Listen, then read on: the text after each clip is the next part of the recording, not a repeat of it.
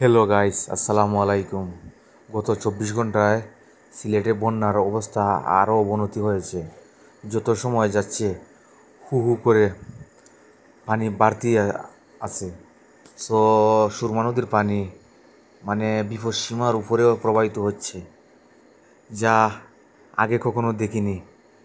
এই দেখুন, বাসা বাড়িতে, রাস্তাঘাটে সব জায়গায় পানি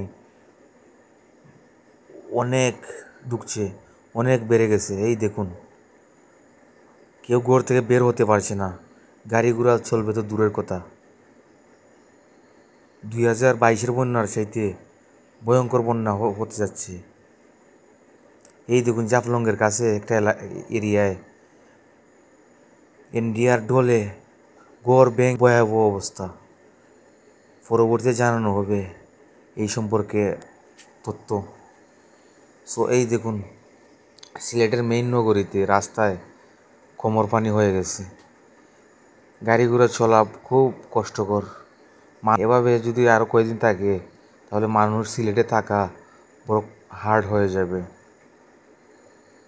এই দেখুন, 22-এর বন্যা যেতে না যেতে সিলেটে আবারও বন্যা। আমরা 22-এর বন্যায় দেখেছি সিলেটের মানুষের কষ্ট। হে আল্লাহ, তুমি না 24-এর বন্যায় সিলেটবাসীকে হেফাজতে রাখো। এই দেখুন,